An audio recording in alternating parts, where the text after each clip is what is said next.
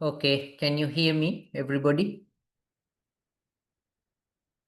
Yeah, Yes, very sir. well. Yes, very well. We can hear you. Okay, good morning. Anyone passing evening? Good evening. I was wrong. Good evening. Anyone passing morning?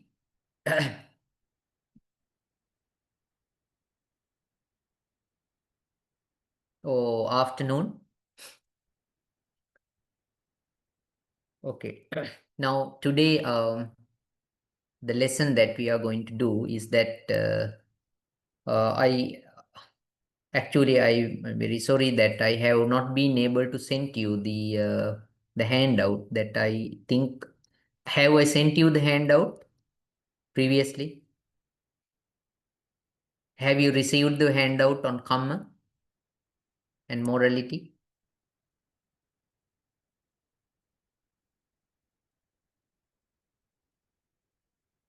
No.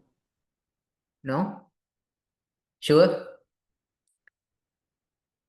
Yes, I'm sure. Okay. So I will send it to you now. What is this? Oh. What's going on?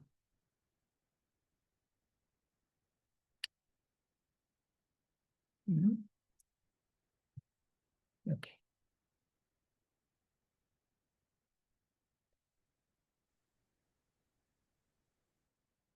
So I will send you the handout to your chat box so that you can share it.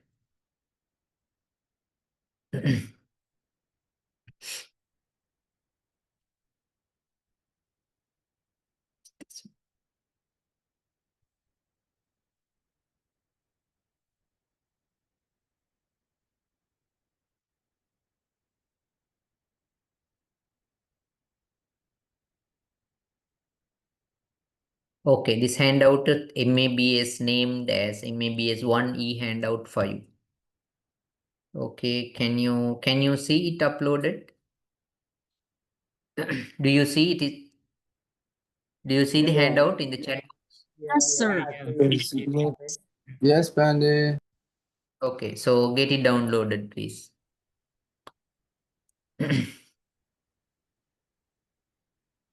So today's class is the postponed class on Monday. So this week I had a lot of troubles. I had a lot of outside activities, not in our institute, but in other places. So I was not able to do two classes. One is the class on Monday on this subject, and that is the postponed class and the class that I do today. And the other class is the Tuesday's class on Abhidharma. So Abhidharma class, for Abhidharma class, I didn't find from the office a vacant time to replace it. So we have a difficulty to find time. So now only one vacant time was available. Now I had an explanation on karma actually on the very first day. So we were on the day that we started the lesson, and we had a long discussion about different things, but I will make a brief try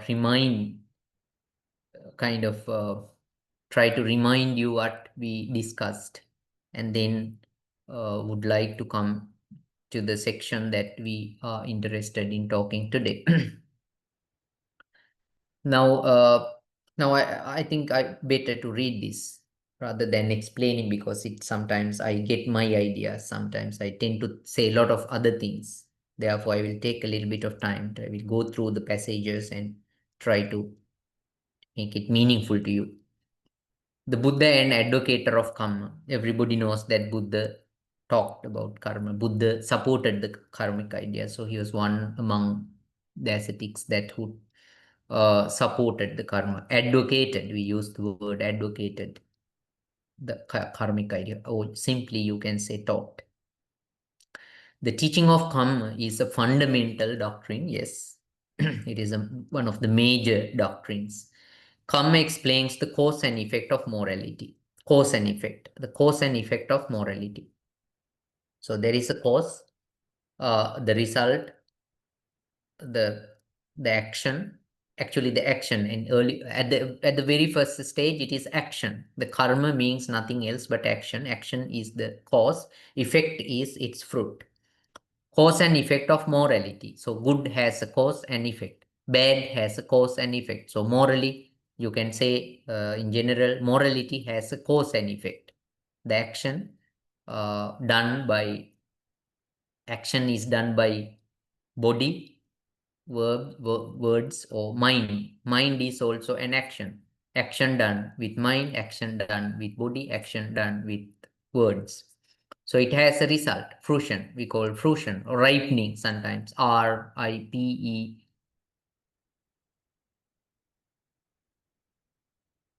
Okay, what happened?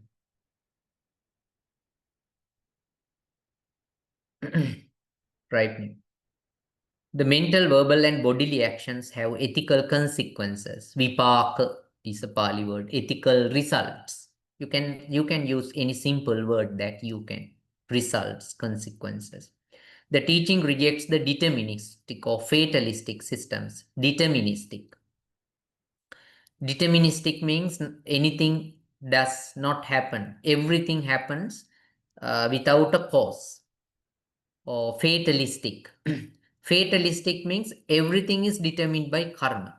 Fatal means is that it is that happens with the everything happens with the cause. The Buddha rejects both. Systematic accidentalism. So there is also a view accidentalism, that is during the time of the Buddha, and it says that accidental. Accident is itself is the cause. So without any prior preparation or influence of anything, things happen. There is a huge difference in these three things: determinism, fatalism, systematic. Deterministic and fatalistic are quite similar but slightly different. But cis accidentalism is significantly different. You can show the differences of these words. And also there is one called materialism. Materialism means very interesting words, right? Materialism is everything can be reduced to mind. So in Buddhism, morality is not matter. The Jaina idea is there that karma is material. Now, how is it material? The Jains explains that the body is matter. Now, there is a soul. Soul is immaterial. Soul is covered by material body, and material body is the result of past action. The more you do good actions, the more the body becomes heavier, grosser. Because of our karma, bad karma, we are here on this earth. We are heavy. We are weight. Sorry, we are heavy. And then we cannot transform ourselves like that. Okay, these are extra ideas. But basically, these ideas, Buddhism is again, karma idea of Buddhism rejects all these ideas: determinism, fatalism, accidentalism, materialism, so and so forth. The beings are unavoidably subject to reap the fruits of their action. You have to suffer. I mean, you have to experience the result of the action. The Buddha instructed that one, whether it be woman, man, household, or one gone forth, should consider of oneself that one is owner of the action. Okay, oneself is the owner of one's act. This phrase is very famous. Kamma sakomhi, kamma dayadu, kamma yoni, kamma bandhu, and the meaning is given here of the Pali passage, and it is very famous in the Theravada realm because karma is, according to this one, actually karma is more influential rather than anything else. So Buddhism doesn't say everything happens according to karma, but karma is more influential. Karma is more influential than anything else. So that's a very huge statement. Kamma sakomhi.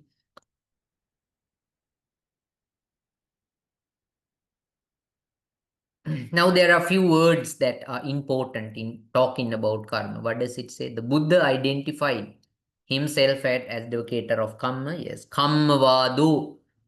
So Buddha says about himself as himself is an advocator of kamma, kammavado, or sometimes we see kammavadi, of moral effort and of energy, equal as other Buddhas in the past and future. So not only he himself and past Buddhas, the future Buddhas even would explain karma. That is what he, of moral effort and energy. Yes, that is. The Buddha criticized Makkali Gosal. So we discussed these things. The Buddha criticized Makkali Gosal as a foolish one, Mogha Puriso, for the reason that he rejected consequences of action. So that he criticized him. And again, the Buddha was famous among religious communities as an advocator of action, and the result, Brahmin Sonadand, praising the Buddha, pointed out that the advocating of the efficacy of action, one of the qualities of the Buddha, Samano Gotamo, Kammavadi, Kiriyavadi. So when people praise Buddha, one of the qualities that they emphasized in case of Buddha was that he was a Kammavadi and Kiriyavadi. Because some people, there were in Buddhism, some people, some religious teachers who were not advocates of Kamma, so they were sometimes criticized severely by other religious men. So Brahmins evaluated Buddha because he taught this teaching. Some prominent scholars, now this is interesting, this is something related to modern studies. Now, most of the time when you look at Indian Buddhist text, now most of the Indian scholars try to say that the Buddhist philosophy is no different from Indian philosophy. So one of the problems of Indian Buddhist studies, now we know many people, India is one place where you can study Buddhism. Now, one of the problems that Indian scholars have is that normally their trend is that they understand Buddhism within their philosophy, Indian philosophy. They normally do not see any difference between teaching of Buddhism and Hindu thought. So for them, they are different, not different, very much the same. So they identify Buddha was, now for example, I have Radha Krishnan's, there's all the books are here, Radha Krishnan's philosophical books. Radha Krishnan was one of the famous Indian philosopher, and in his books, when he talked about transmigration, karma, and more other moral teachings, the tendency idea is that Buddha was not different from any of Hindu thought, Hindu thought, basically. So now this idea is something that modern scholars from the Buddhist world, especially from Sri Lanka, have focused their attention on. Some prominent scholars in Indian philosophy have argued that there is no difference of Kamma theory of Buddhism from the commonly accepted views of the most Indian religions. So other Indian religions and Buddhisms are equal. So that is the position of many Indian scholars. Regarding this point, DJ Kalupahana is a Sri Lankan actually. It's a prominent scholar, has written a lot of books. I also have many books written by him. Kalupahana mentions this is an erroneous view of the theory of karma in Buddhism based on a superficial study of the subject. So now, if you study superficial, yes, karma, now karma action is there, result is there. You have to the result ripens. and you have to experience the result. Now, if you take in the simple, superficial way, yes, they are even in Hinduism, there is this idea. Hinduism says karma has, action has a result. You have to experience it. Buddhism also says the same. But this is a superficial, what we call comparison. But if you go deeper into the subject, then you understand that there is a difference. So Kalupahani mentioned that this is not only an erroneous view, but also a superficial study of, due to the superficial study of the subject. One reason for this assumption, now according to him, not I don't say that. Now he says, one of the reasons for this assumption is that the Buddha advocated the theory of kamma that was presented by other Indian religions. Kalupahana argues against that the Buddha's vision of teaching the accumulation of kamma and the fruition was based on the profound first-hand experience based on his supernatural powers of divine eye. Now, Buddha did not teach anything from Hinduism. He had the first-hand experience of karma because he himself was someone who had these abilities, or we call profound knowledges, extra, either you can say extra supernormal knowledges, abilities, who could see the efficacy of karma. Why don't we believe karma? We don't believe in karma because we don't have the first-hand experience. What does it mean? We can't objectively perceive that. Why don't we believe the after death? Because we can't objectively perceive it, right? Isn't it so? Yes. We can't objectively perceive it. Do we see the transmigration in our flesh eyes or any other ability? No, we don't see. So we have the doubt. Now, modern scientists do not, I mean, most of the modern scientists do not believe in karma because they do not objectively perceive it. Okay, so but Buddha declared all these teachings as empirical. What do we mean by empirical? He himself observed. He saw, I mean, either through this normal, ordinary sense organs or through his supernormal knowledges. He experienced. So if you have this supernormal, uh, abilities like divine eye, or clairvoyance, of course you can see, but we the ordinary people do not have, so we don't believe it. But Buddha declared karma, claimed the kamma with his own first hand experience means that experience or the knowledge gained through experience, by seeing it or knowing it exactly, and without any ground to doubt. So you don't doubt it. You don't have any skepticism. You actually know and see. So, okay, Buddha was talking about knowing and seeing. You can actually know and see. If you clearly know and see, okay, if you clearly know and see, there is no doubt. Okay, that we call first-hand experience. Based on a profound first-hand experience, based on a supernatural power of divine eye, Dibba Chakkunyana, the Buddha pointed out that he clearly see how beings exist after their death. He saw with divine eye, purified and surpassing the human. He sees beings passing away and reappearing. Now, this is a very beautiful explanation by the Buddha about how the beings die and being born.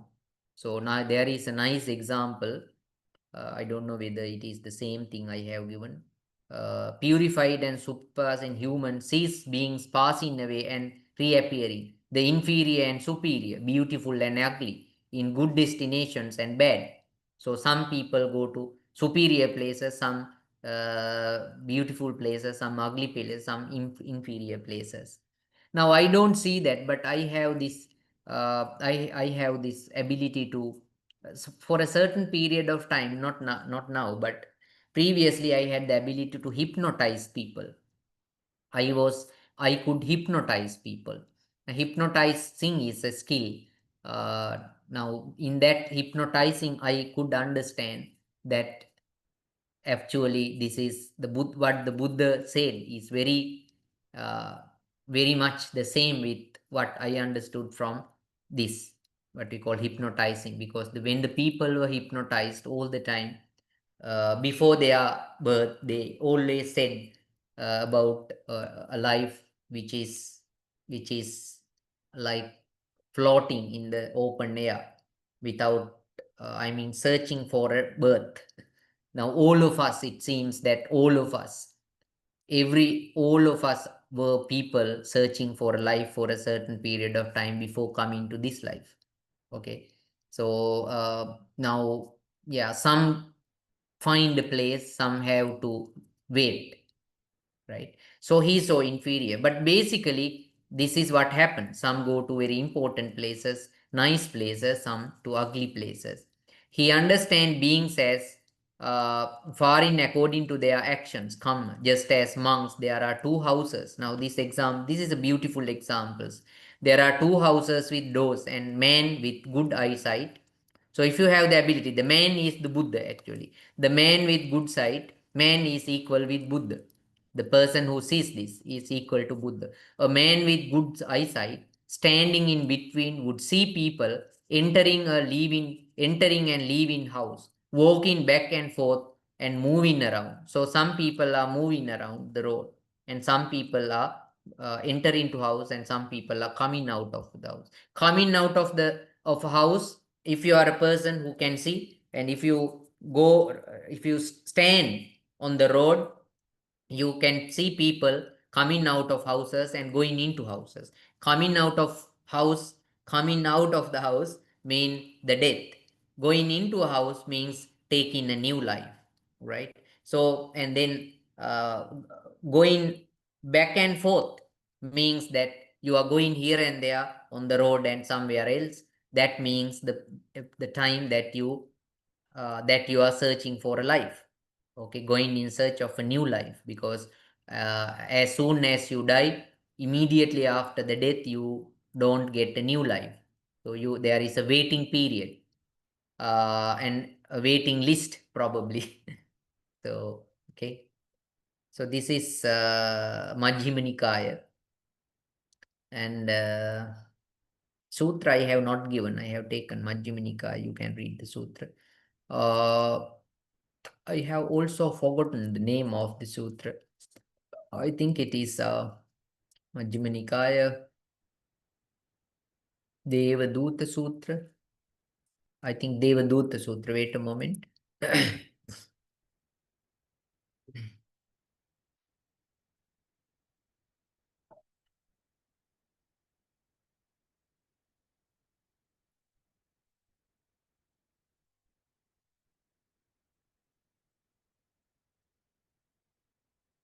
Yes, I was correct. It was Devaduta Sutra.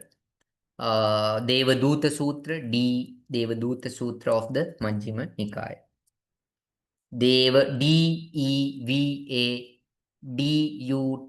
Devaduta Sutra, Sutra. You can check. There are online sources. Even so, monks, a monk with a divine eye, purified and surpassing the human, sees beings passing away and being reborn, inferior and superior, beautiful and ugly. So that was not just a mere mere explanation of somebody's idea.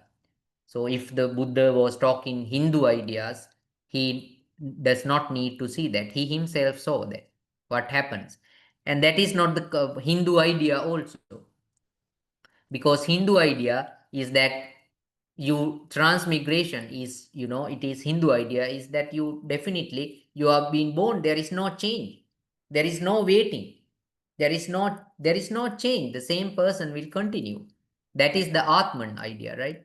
So it is a carbon copy. You call the modern scholars say it is like very much like a carbon copy of this life. So that how Hinduism explains. Vasangsi jirnani yata vihaya parani gruhnani navani deti, in a text called Bhagavad Gita.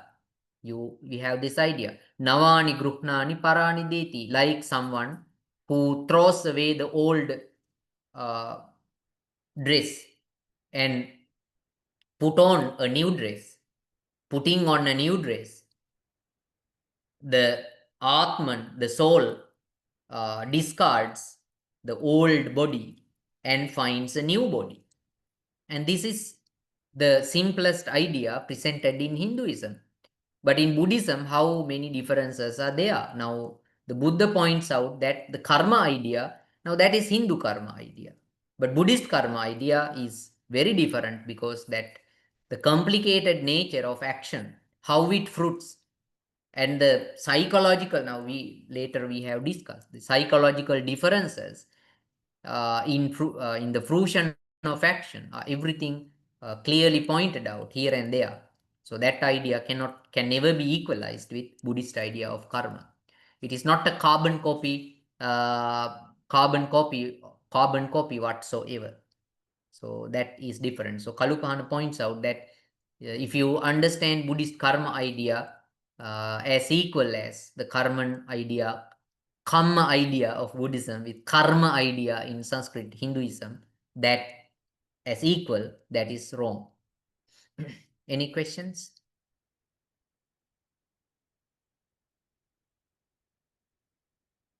Questions? No?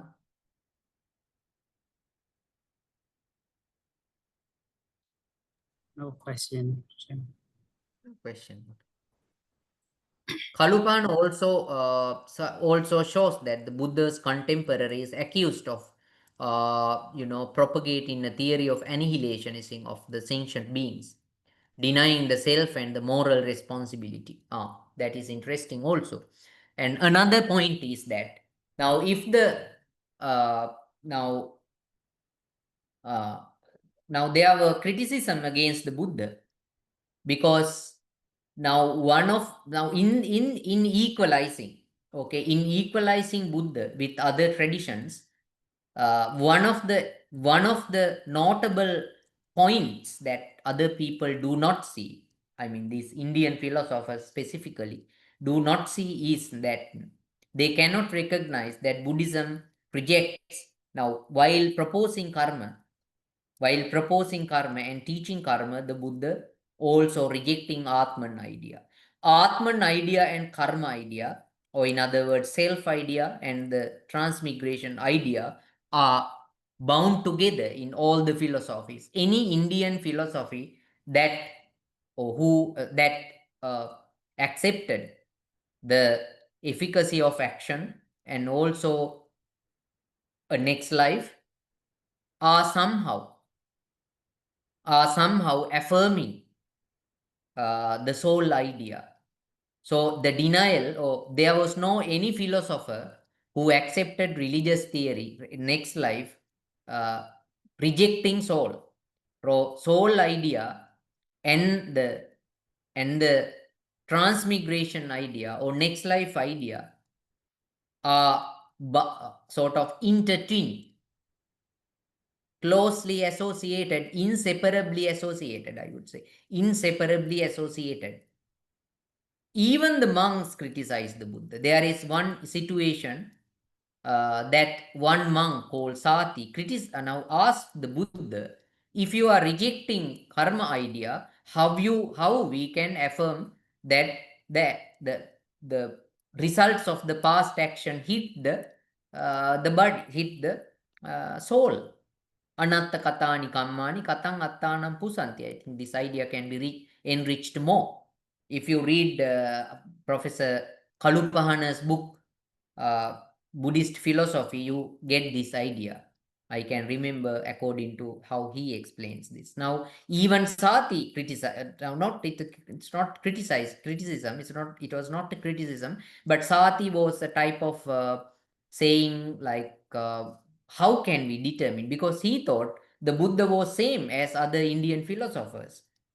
So he thought Sati, Venerable Sati, the disciple of the Buddha himself, thought that the Buddha himself addressed, explained karma, and now no. He thought that Buddha, we cannot echo. The Buddha could not justify the next life and karma without denying the self idea. So he asked the Buddha, how can we do this? So is it possible for us to determine or accept the karmic impact, fruition of karma, denying self, rejecting self? Now he asked. In the same way here, now Kalupahana points out there are many instances that other Indian philosophers criticized Buddha because the Buddha was denying the moral self, the what we call the Atman idea, denying self and moral responsibility, because he denied actually Atman idea. If the Buddha's theory was identical with those of the contemporaries, what would have been the reason for such an accusation? So Buddha was accused because he was considerably, remarkably different from notable other religious teachers. So this is Kalupahana's idea, Kalupahana's book Philosophy. I have also given his book somewhere. At the end of there is a list of readings. Now you can find the book and read. The page number is also given. Any questions now? I am always concerned whether you have any questions.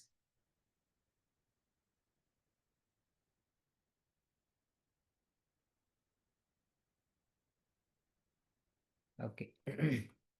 Belief in karma and moral progress.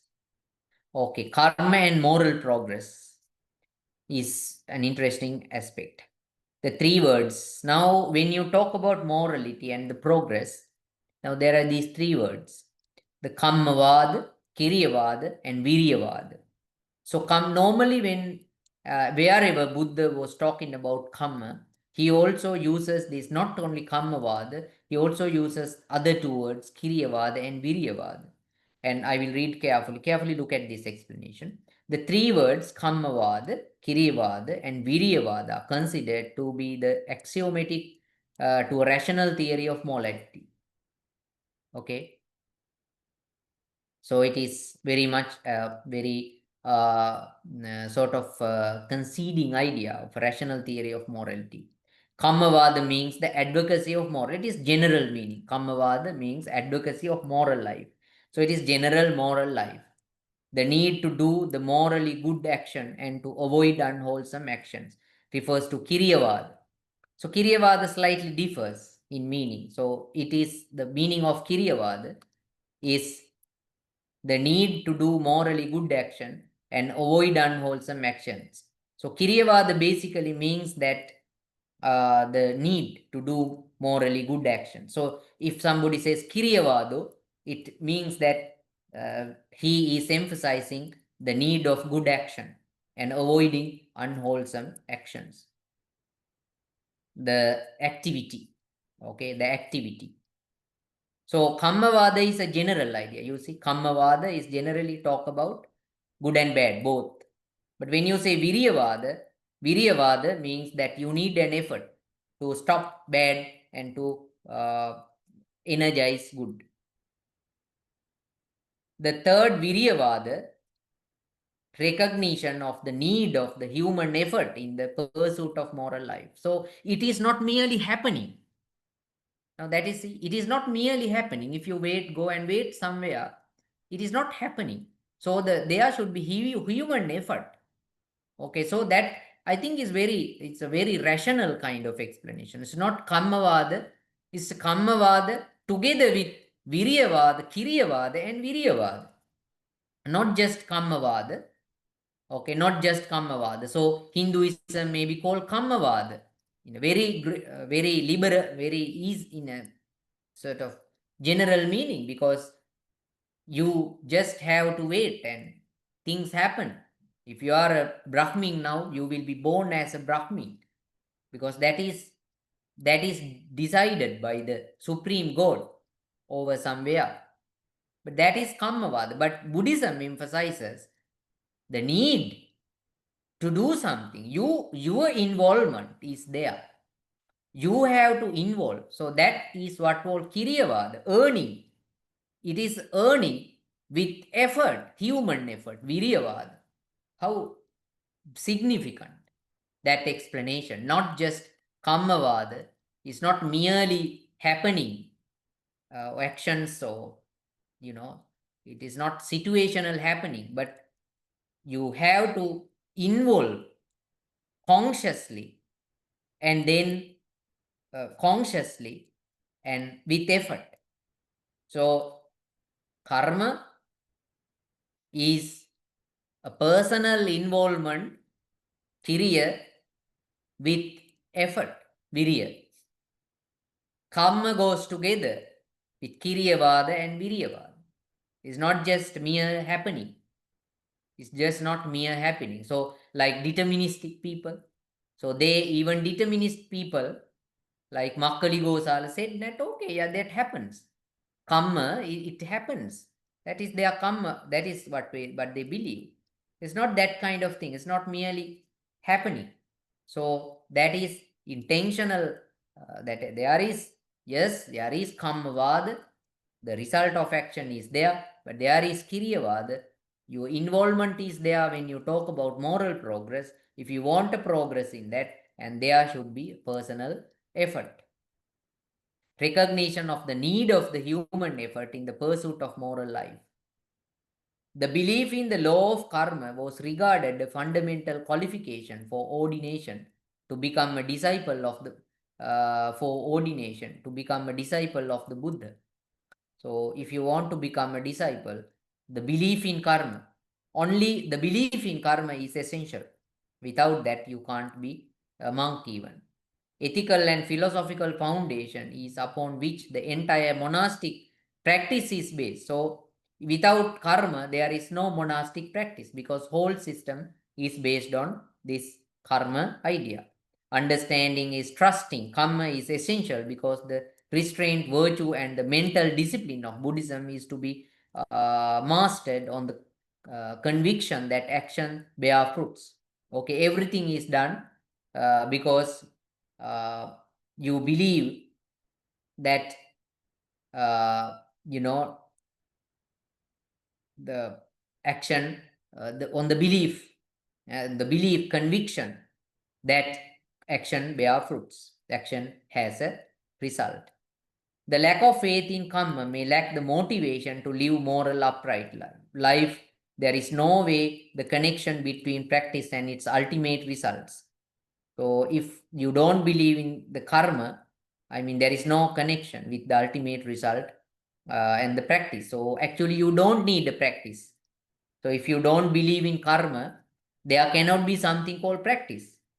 Now we live as a monks, and we have this moderate life as Buddhist or monks. Why? Because we believe in karma, and this practice of a monk or a lay person has a connection with the belief on karma. So nothing else. So the moral progress, so all type of good works in Buddhism has its connection with the karma idea. So if you avoid karma, you cannot be a Buddhist in the simple sense. The one who doesn't believe in karma cannot be well called a Buddhist. So that is now by birth in the certificate there could be the word you might be called as a Buddhist, but in reality you are not a Buddhist. Truly you are not a Buddhist. In contrast, the one who has confidence in karma can uphold that every thought, word, and deed contribute to the future well-being of suffering. This understanding enhances renunciation and moral conduct. Yes. Without the belief of karma, there is no progress whatsoever in the practice. The Buddha answering to a question raised by wandering ascetic Vacha. Now, Vacha, now this is from a discourse. And the Buddha Buddha answered to a question of Vacha and declared that there was no chance for the heretics even to be born in the heaven without the confidence in moral efficacy. Now, if there is it's a very strong view. Now there is heaven, but the heaven is accessible only by those who believe in, have the confidence in karma. If there is no one believe, if there is one without belief of karma, for him heaven is inaccessible because he cannot reach heaven. We cannot be born in heaven because of his wrong perception view. So now see, the progress is totally based on karma. The Buddha said that he witnessed only one Ajivaka, one Ajivaka ascetic who was born in the heaven, and this was one who believed in action. Ajivakas were normally believers. Most of the time, Ajivakas were heretics believing in materialism. Okay. Ajivakas are said to have believed materialism. Okay. Materialism. Say they reduced the life into materialism, body. So after death, there is nothing goes beyond the death. So then these people are heretics, michadittikas, wrong view. Those who have wrong view, michaditti. These people do not have a heaven to be born. So Buddha said that he witnessed only one, I mean, in the past, okay, not now, in the past, as far as he could memorize, he saw in only one Ajivaka, and that Ajivaka happened to be one who believed in karma. Okay, so that is a very strong idea presented in Buddhist teaching. So this is the discussion between Buddha and the Vacha. So in this coming from the Majjhima Nikaya. Okay, again, any questions?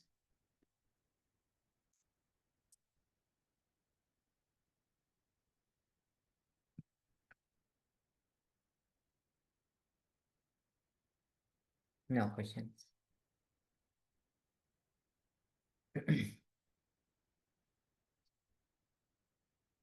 The Buddha granted special rights to those heretical ascetics who believed in action and its efficacy. So if the Buddha found someone to be believing in karma, he had in his practice, that person was given specific kind of rights.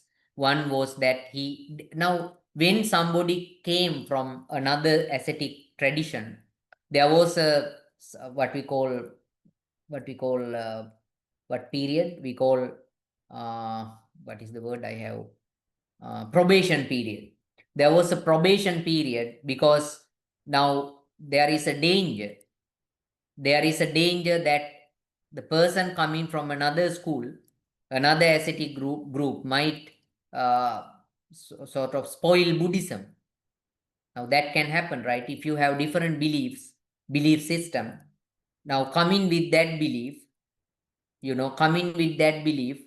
and having ordained, you know, uh, you might give your teaching instead of Buddha's teaching. That is dangerous. So the people would be misguided. So the Buddha always had declared or proposed a probation period for the ascetics coming from other traditions. But if the Buddha found someone to be a believer, strong believer in karma, now Buddha limited that period an action on a certain occasion. The Buddha permitted the fire worshipping matted hair ascetics. Now fire worshipping, there were group of people called fire worshipping very innocent type of group. They were very innocent, right? They were worshipping fire, thinking that worshipping fire is meritorious and merit making, and then as a result of that, they could be born in the heaven. So that was a very innocent idea, and they were strictly believing in karma.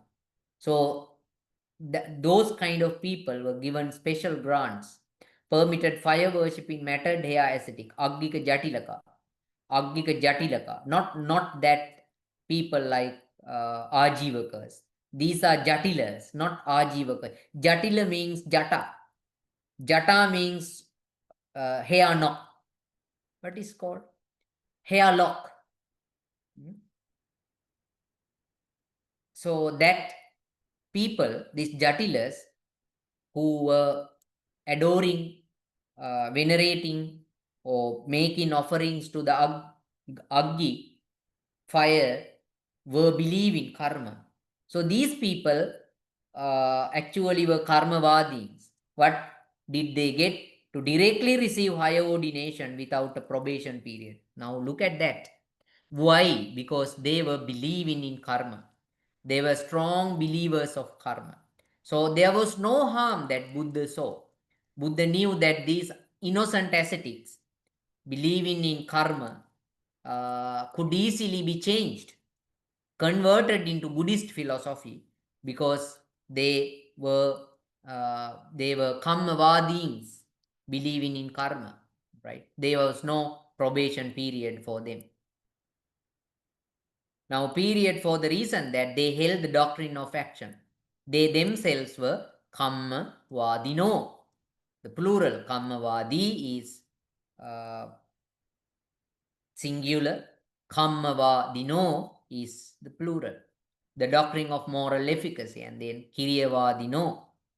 Yete bhikkave aggika jatila. Now look at this. Yete bhikkave aggika jatila te agata upasampeya de tabba na te sang da tabbo parivaso. Now look at this. Parivaso means probation period. Now, na te sang parivaso databbo. They should not be given a probation period. Very special grant for this Aggika Jatilaka, the asset, the fire worshippers of with the what we call knotted hair lock.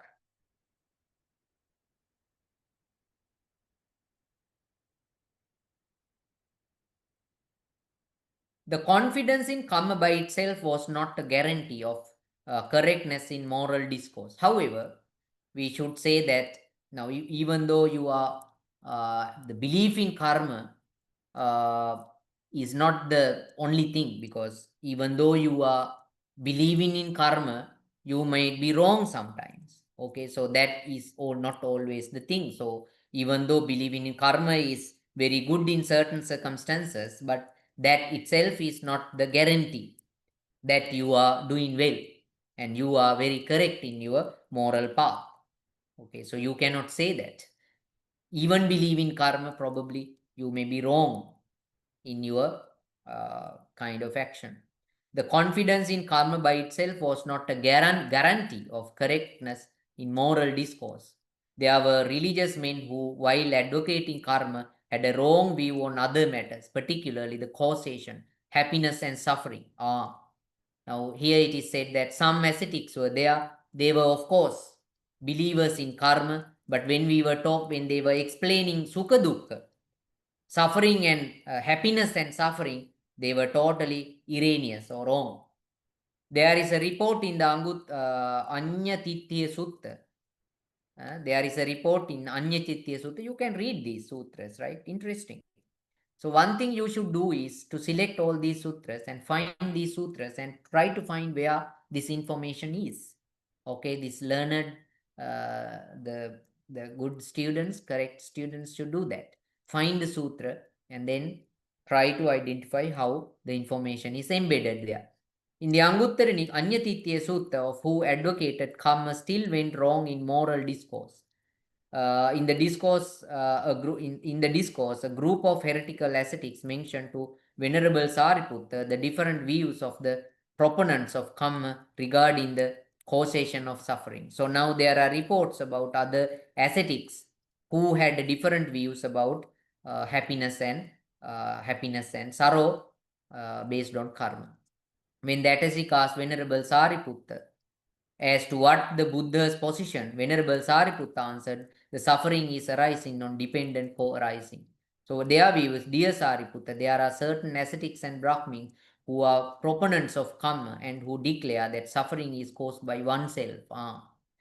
Now they were believing in karma, but they had idea that suffering is caused by oneself. That is close to Hindu idea, because oneself means, again, karma is a self-creation. Self-creation means now the self creates karma, determines karma. But Buddha's idea, the correct Buddhist idea is karma is, Sariputta, to what Buddha's position, Venerable Sariputta answered that suffering is arising, dependent co-arising. So this is now this is about suffering and okay. The question is, the position is about, if you don't understand, believing in karma They were wrong sometimes. Now here in this example, they were believing in karma, but idea of suffering and happiness was wrong. Now here, some ascetics, yes, they were believing in karma, but when they were explaining misery and happiness, they said that it is a self-creation, which means that the self created that. But when the Buddha talking about karma, Sariputta explained to them that when Buddha explained karma, not karma. When Buddha explains sukha dukkha, that is happiness and sorrow, he said that is caused by taking place on a causal dependent co-arising, on the basis of dependent co-arising, not anything else. Sukha dukkha is determined by the causal chain, dependent co-arising, nothing else. Paticca samuppada. It is paticca samuppanna, and this is due to contact. Passam paticca. So sukha dukkha is the passa, the contact. We have what we call contact. So as soon as you contact, the contact arising, immediate cause of suffering or happiness is contact. The immediate cause for suffering and happiness is contact. What is contact? The contact of your sense organs or mind with the external or internal objects, right? External objects. So otherwise, there is no happiness, either happiness or sorrow. Okay, any questions?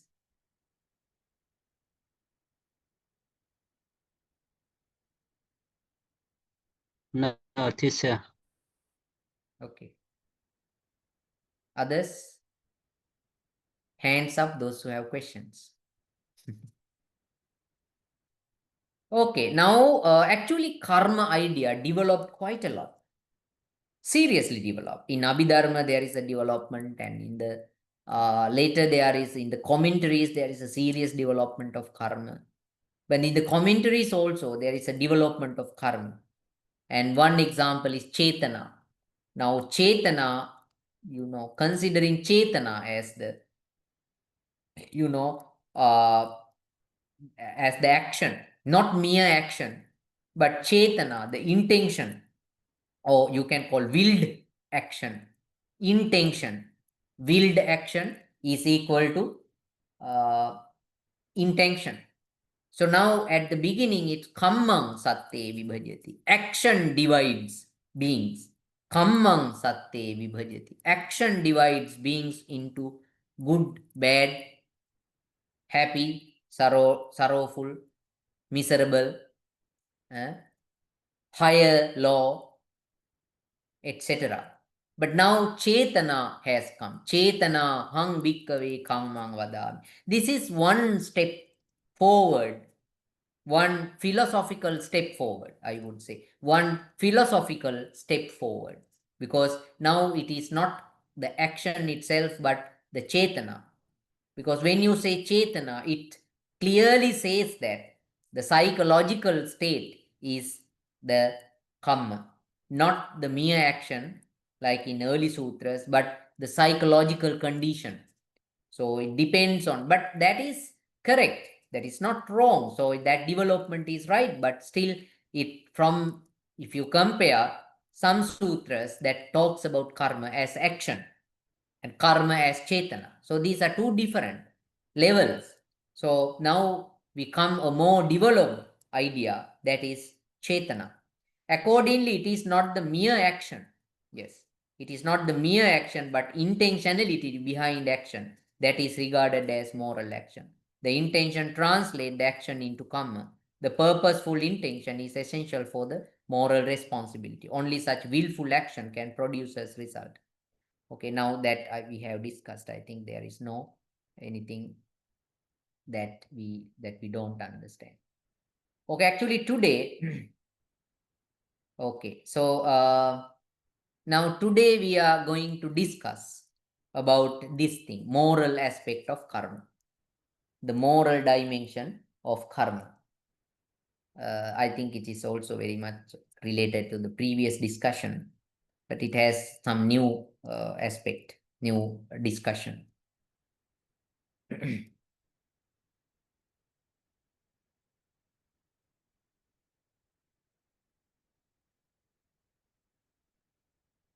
Now, one very important thing is that now when you talk about moral aspect of dimension, you need to read karma within the context of paticca samuppada, dependent origination, because kamma is also related within that. So in that, which describes now what is there.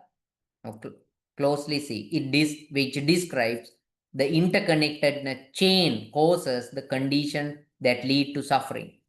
So this karma is actually explained in a different way in the dependent co-origination. So karma, now even though we have this karma idea, this is closely connected with the teaching of dependently co-arising that we discussed earlier. So it is interconnected chain of cause and condition that lead to suffering, dukkha. And this cessation, within this framework, karma appears prominently in the links of sankhara, volitional formation, and bhava, becoming. Now we have these two words that are very important when we talk about karma. What are the two words? Karma, you can describe karma in relation to what we call volitional formation. In the Paticca discussion, we have this word called sankhara. Sankhara is important in sankhara in Paticca is very important in explaining the karma. Because in the Paticca we don't have a word called karma. Karma is not big, because in the Paticca very fundamental psychological states is only taken. Karma is a something that is a, it is a general idea. It's a concept. It's not a dharma, but it is a concept. In karma, there are many other things working, like it's a bicycle. It has chain, it has hubs, it has spokes, it has handle, it has a seat, it has a luggage, it has the pedals. Okay, the frame, all these things are in a bike, right? So karma is like a bike in which there are many things. But these many things include, there are two important things. Like when you talk about bicycle, the wheels are very important. The wheels are very important. Without all other things, to make a bicycle, you need wheels. Right? Rest of the things, probably you don't need a chain even somehow. Even in a place that the primordial bicycle can be produced only when you have wheels. Two wheels or one wheel at least, because the oldest bicycles were made of one wheel, not two wheels. They had to balance only one wheel. So you see, the wheel is the most important thing. In that way, we have two in the Paticca Samuppada, the karma can be explained in two words. That is, one is sankhara, the other one is bhava. Sankhara and bhava. Sankhara is what we call volitional formations. That is another word for chetana. That is another word for chetana. So remember, if I have not given that here, sankhara is another word for chetana. So chetana is intention. So sankhara means volitional formations. You have, formations. You generate energies by three sankharas are there. Verbal sankhara, bodily sankhara, and mental sankhara. Karma is also the same. Bodily karma, verbal karma, mental karma. Kaya sankhara, vachi sankhara, mano sankhara. Kaya kamma, vachi kamma, mano kamma. So now these three doors are common to both. So sankhara and kamma are very much the same. So now these two terms are very important. One is sankhara, very much similar to chetana. And then there is bhava. What is bhava? Becoming. You are generating a power. Volitional action rooted in ignorance. And there is, now this is explanation is given. Volitional action rooted in ignorance condition consciousness in future rebirths. In the future rebirths, what is called avidya, that condition consciousness in the future rebirth. So avidya is actually what creates the future existence. Now there are these two words are somehow important. One is sankhara, the volitional formations, and bhava, becoming. So volitional formations create bhava, that is becoming. But when it is explained more vividly, now we can say volitional actions rooted in ignorance. Okay, the volitional actions mean the sankharas, the volitional formations or volitional actions rooted in ignorance, avidya. Now, in the Paticca Samuppada explanation, there is one word called avidya. Now, if you have your actions, verbal actions, physical actions, or mental actions in what we call ignorance, avidya, and that condition consciousness in future rebirths. So, the consciousness in the future rebirths is created by the actions, the sankhara, that is the volitional formations or volitional actions which are embedded in the avidya. So that is how it is. So avidya is the root cause, but avidya, any sankharas, the volitional formations rooted in avidya creates bhava, which creates the future consciousness. That is how it is. So we know, we explained about the Paticca Samuppada before this, and you know what it is. So that is, they are closely connected. Okay, so that the karma is closely connected with Paticca Samuppada, because sankhara and chetana are actually equal. So according to Paticca Samuppada, the sankharas creating what we call bhava. Okay, so that are connected. So bhava is created by what we formations, and because the actions are rooted in avidya.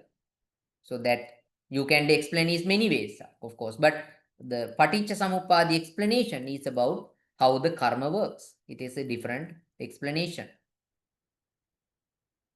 Karma is not merely a moral idea, but it is untimely tied to the continuity of existence and cycle of birth and death. Okay. Now, karma is actually connected with cycle of birth. So that is explained in the Paticca Samuppada, not in karma, but in the Paticca Samuppada. So karma is actually, according to Paticca Samuppada, is associated with what we call bhava or rebecoming, whatever you can call rebecoming or rebirth. That is also okay. So this is connected with what we call kamma. Kamma is a concept that talks about what are the action as now the result, what we call actions, the karmic forces and their results. But Paticca Samuppada vividly explain the karma theory in a different format. There are two important discourses. Now, this is something very you have to take into consideration. There are two important discourses in the Majjhima Nikaya that you cannot forget when you talk about karma. Okay, carefully listen. Okay, very carefully listen about this, right? There are two important discourses that occurs consecutively. Consecutively, what do you mean by consecutively? What do you mean by consecutively? Continue. Yes, continue. It means one immediately after the first one. Immediately after one. So if something occurs immediately after another one, that is what we call consecutively. The consecutive in the Majjhima Nikaya that makes the karmic law more intelligible, though is naturally complicated. Okay, now these two sutras are very important because they show two dimensions of karma. The two discourses are Chulla Kamma Vibhanga Sutta and the Maha Kamma Vibhanga Sutta. Now look at that. Chulla means small. What is Chulla? Chulla is small. Chulla. What is Chulla? What is Chulla? Small. Small. Kamma, we already know kamma is karma, action. Vibhanga, division. Sutta, discourse. Look at that. Very meaningful. Chulla, small division of kamma. The discourse, technically, discourse of small division of kamma. Okay. Chulla Kamma Vibhanga. And opposite one is Maha Kamma Vibhanga Sutta. Maha mean great. Maha mean great. Kamma again Kamma. Vibhanga division. Sutta discourse. The discourse of great division of Kamma. Okay.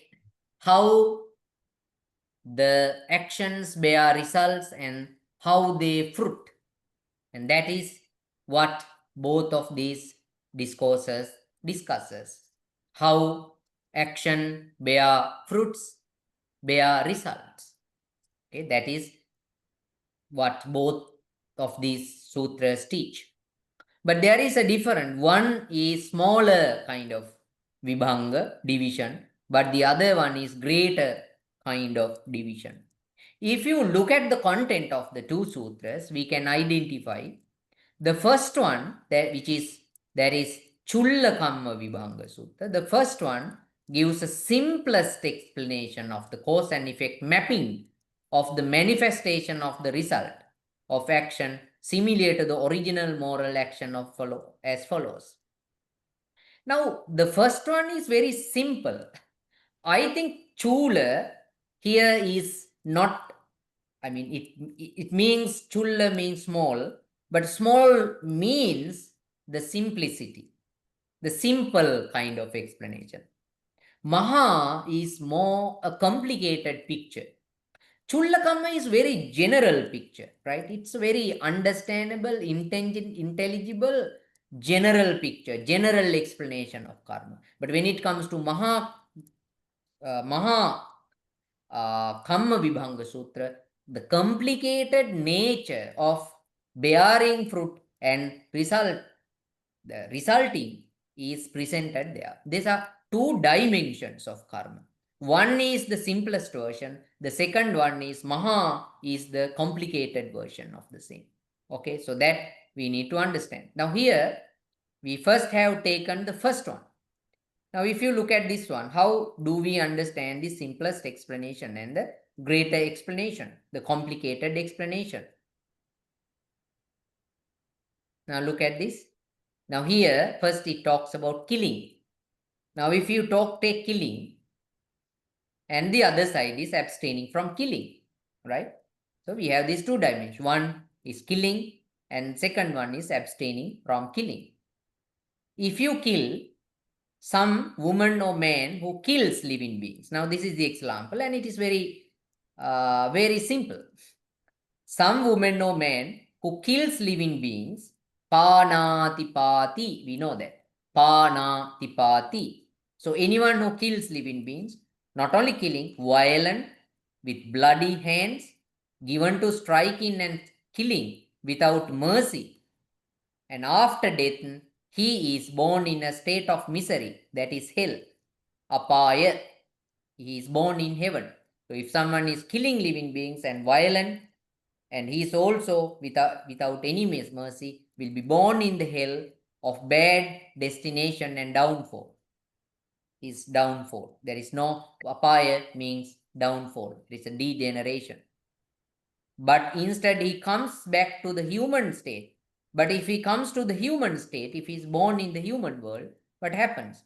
Then whatever he is reborn, whatever the life is born, he is short-lived or of action leading to short life. His life is very short.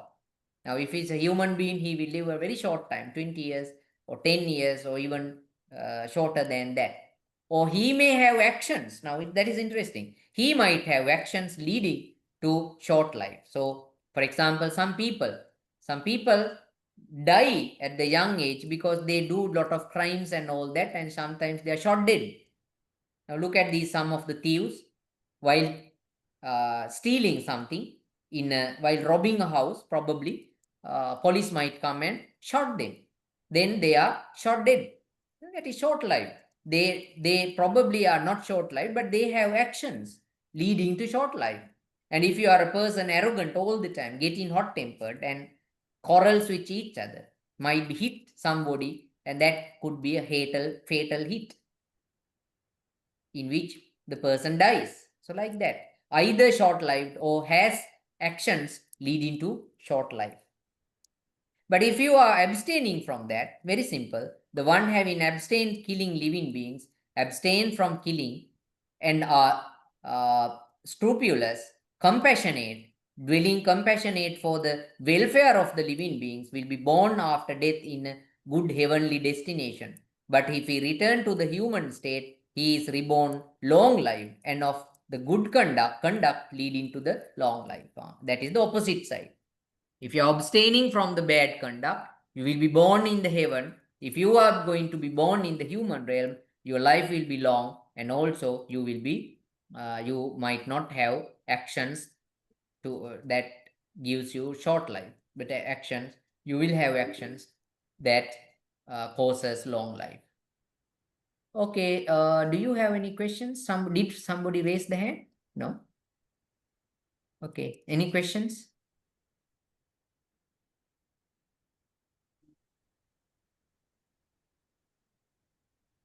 And same way, you can read this: cruelty, harmlessness. If you have cruelty, same thing. You will be born in the hell, and your life is sicky. If you are cruel to other beings, now at this state, if you are born as a human being, you are sicky, means you have a lot of sicknesses.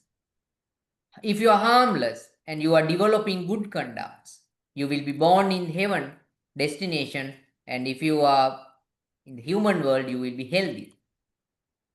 And what about anger, patience? I have given 3, but there are more examples. Up to 7. There are 7 examples similarly. Okay.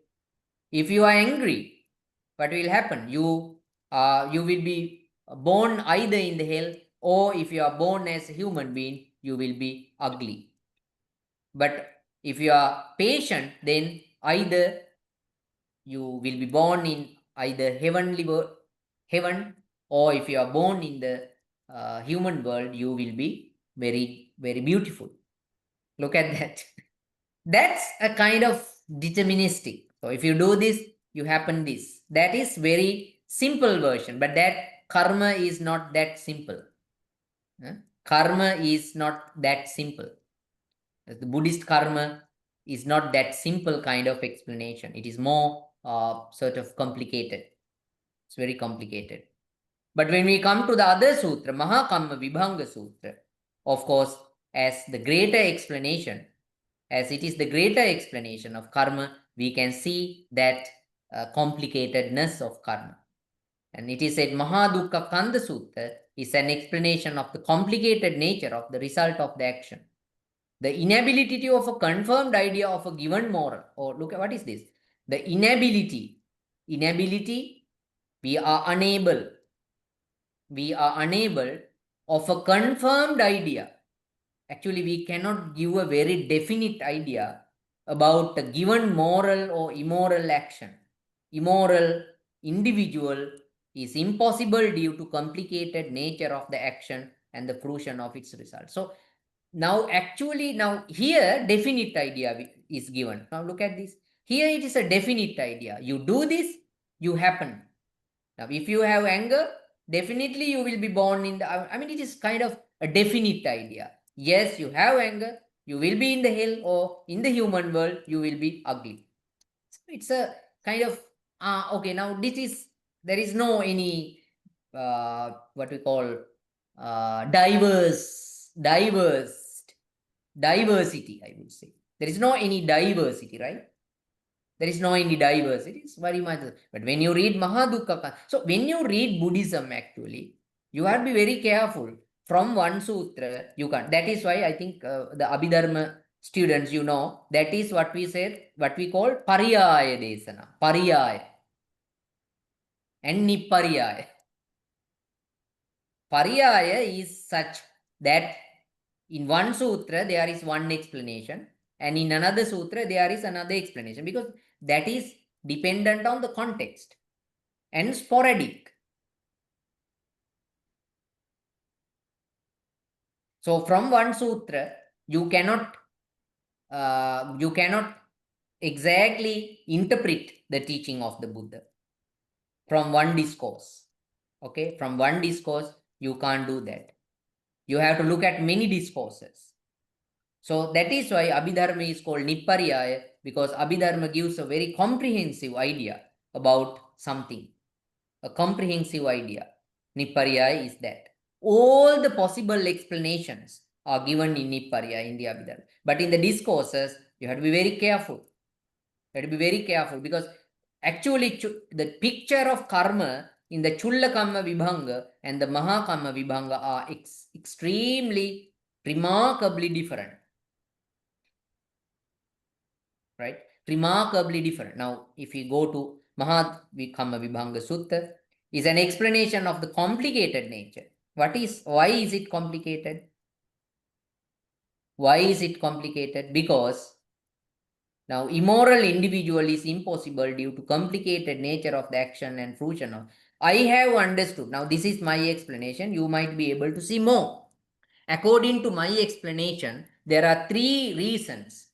There are three reasons why the moral action you cannot give.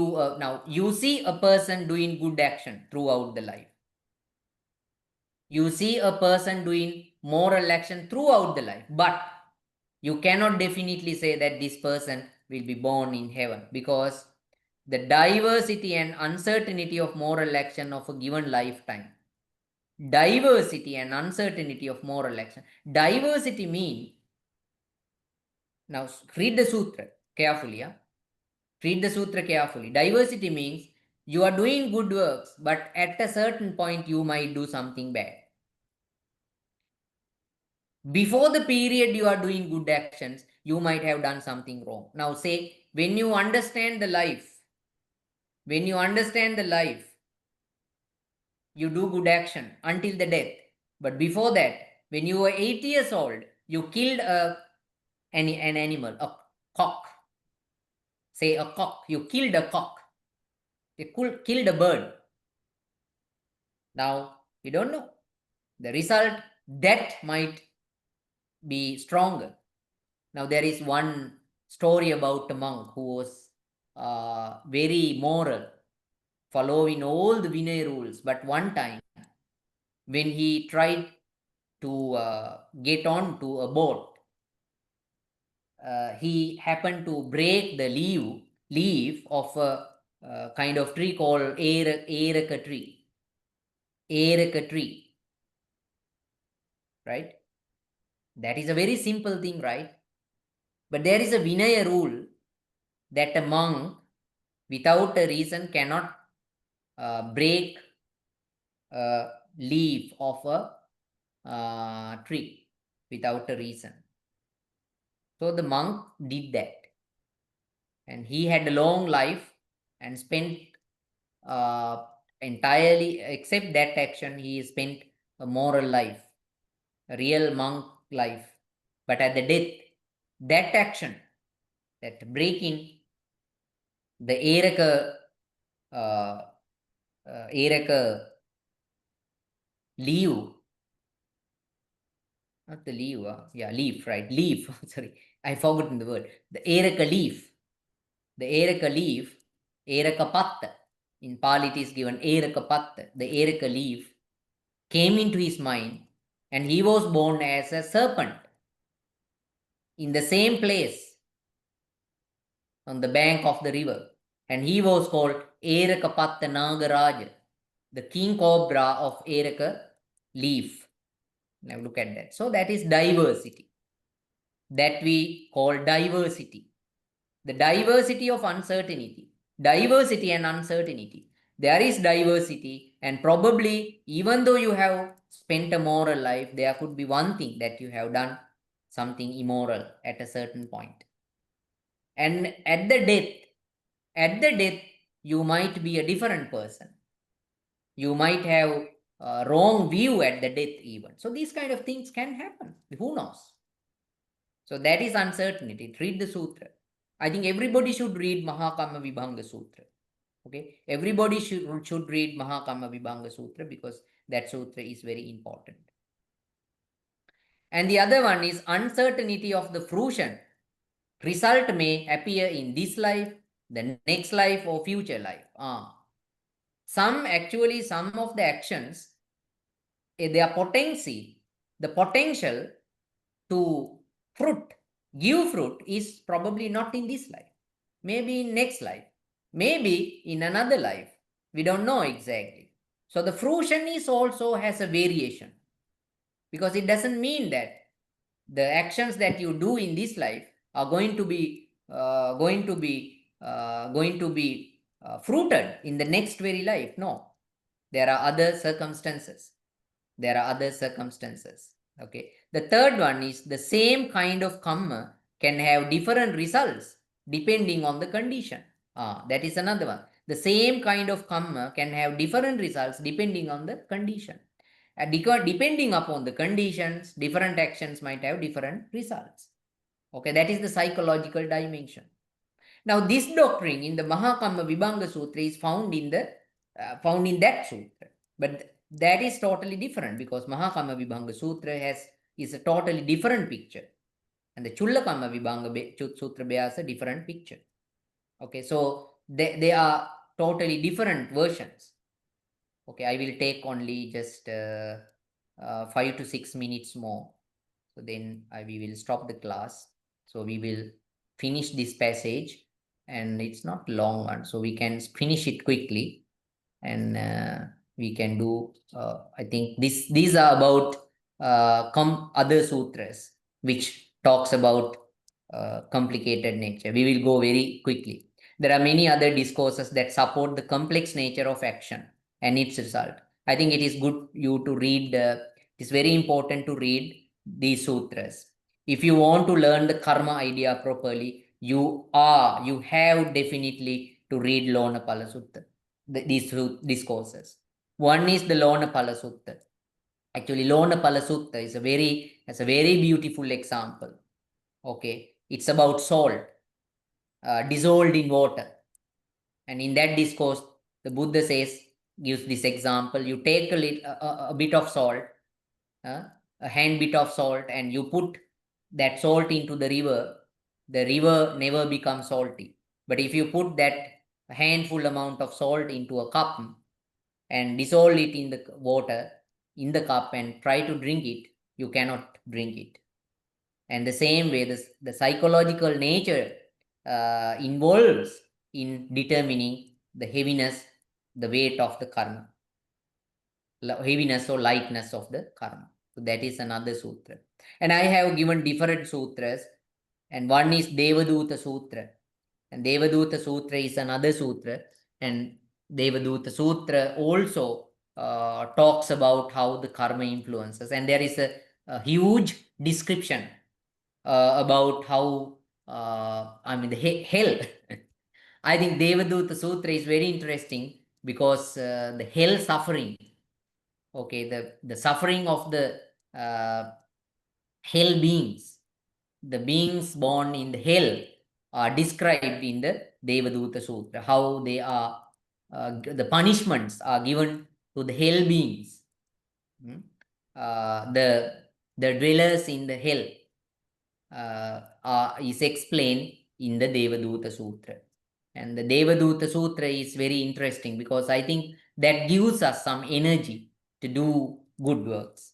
So, and it also shows before us the danger of the immoral life, okay, and the usefulness of the human life, usefulness and the significance of human life. Okay, so that sutra is another one. So that's a beautiful sutra. Sivaka Sutra is also another one. The Buddha points out that not all experiences of pleasure or pain are due to past karma. So that deterministic theory is again prohibited. So everything doesn't happen due to karma. So that you find in the Sivaka Sutta of the Samyukta Nikaya. Now, if you can easily Google these sutras and find that you have all these sutras online. So what are the other causes? Causes bile, flame, wind, climate, carelessness, and so on. And there is another sutra that I have given, Upali Sutra, another sutra that talks about karma. And there is different ideas. And I have also given the speciality. And the last one, is the Sattatthana Sutta of the Anguttara Nikaya. And the ways how the karma is results. Karma results. So likewise, these sutras, these sutras are the opposite, these sutras convey totally opposite idea, different idea than the first sutra. What is the first sutra? Chulla Kamma Vibhanga Sutra. Chulla Kamma Vibhanga Sutra, I think it is meaning is not small, but it is a simple version of karma. But these sutras, including the Maha Kamma Vibhanga Sutra, the next immediate sutra after the Chulla Kamma Vibhanga Sutra, draws a picture which is the complicated dimension. Of course, Buddha taught is Kamma Visayo Achintyo. Kamma Visayo Achintyo. There is this Buddha discourse of Buddha is there. Kamma Visayo Achintyo. The Kamma subject, the subject of Kamma Visaya means Kamma, subject of Kamma is Achintyo, unimaginable, unthinkable, unconcludable. That is what we call achintyo. Okay, so I think that is interesting.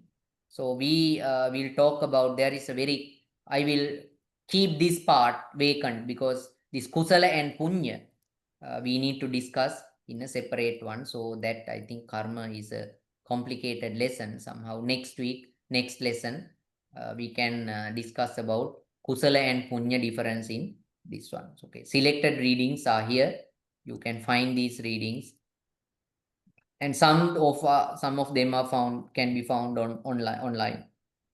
I also found them online, and some of these books you can find, and in these books there are new views about karma. But I, most of the time, I used my kind of explanation because I don't like students to give many scientific views, kind of philosophical ideas where you can find in other books. So I am trying always to give you a very simple kind of explanation of these doctrines. Then you can have a foundational idea and go to other text and read and understand that more philosophical explanations. Okay, so Bante, please send us handout. I have sent you handout. Okay. Again, I will, because I know some of the students were not present at when I started the class, but already I have sent it to you, but I will share it for the second time also. So I will upload it into the chat box so that you can get it downloaded. So this I'm trying to upload it. Okay, wait a moment. Yeah. What did you say? You don't want?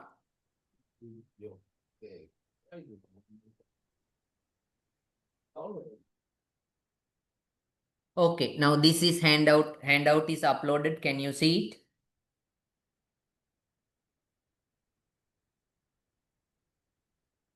Okay, so okay, please get it downloaded. Any questions? Please read, Bante. If you are not, Yes, it's very clear, Bante. Thank you, Bante.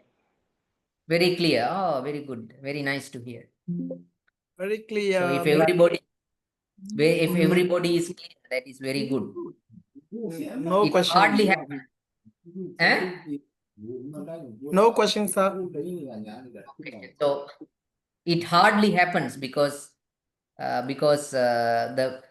question class without question is something that that's very terrible. Now everybody understand equally is something that unimaginable. Okay, anyway. Okay, so with that, we can end the class. So next week, I am expecting to do the class if there is no any trouble. So I'm hopefully I will do for probably 1 or 2 lectures more, and then we will finish the class. So I think we have done enough sufficient number of classes topics. I will take probably explain about division, the classifications of mind and body. So that is an interest, something that I want to do, and after that I will finish probably. Okay, thank you very much for your patience. Thank you very much, sir. Thank you. Thank you very much, sir.